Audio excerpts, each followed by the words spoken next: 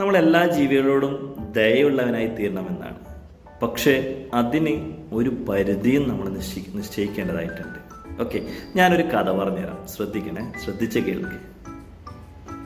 ഒരിക്കലേ ഒരു സഞ്ചാരി അയാളുടെ ഒട്ടകത്തെയും കൂട്ടി മരുഭൂമിയിലൂടെ യാത്ര ചെയ്യുകയായിരുന്നു.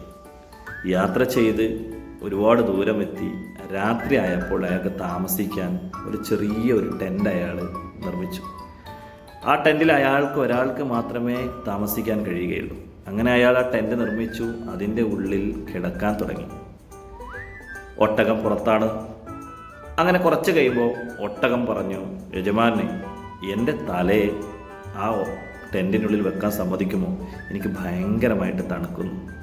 അയാൾ ആ ജീവിയോട് ദയ തോന്നി.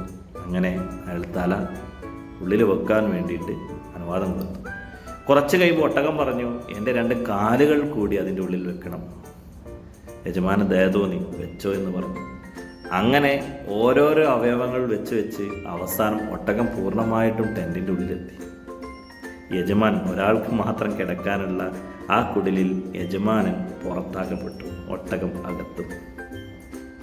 ഓക്കെ, അപ്പോൾ ഇതിൽ നിന്ന് മനസ്സിലാകുന്നത് ദയ വേണം. മനുഷ്യൻ്റെ മനസ്സിൽ ദയ ഉണ്ടായിരിക്കണം, പക്ഷെ അതിനൊരു പരിധി ഉണ്ടായിരിക്കണം എന്നുള്ളതാണ്. Okay, thank you for watching.